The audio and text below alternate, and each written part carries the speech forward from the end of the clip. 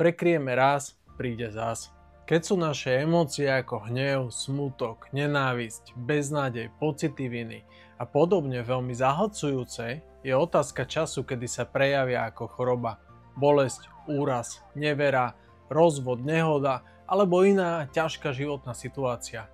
Kým sú naše emócie pri vzniku malé, neriešením ich rastú a bublú v nás ako lava v sopke.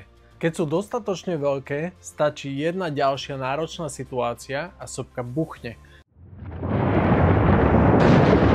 Naše telo to už neuniesie. Niečo nás začne bolieť, píchať, stal sa nám úraz, nehoda a my sa pýtame prečo. Prečo ja? Prečo to tak bolí?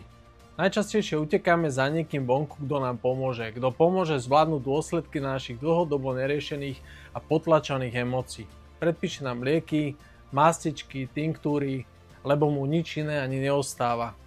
Ale je to ako keby sme dali leukoplast na otvorenú ranu. Len ju prekryjeme, ale nevyriešime problém za tým. Prekryjeme raz, príde zas. Je to staré múdre pravidlo. Tejto téme sa viacej venujem vo svojej knihe Ako sa uzdraviť, ktorú si môžete kúpiť a takisto sa o nej dozvedieť viacej na mojej stránke www.radoslavzarecký.sk.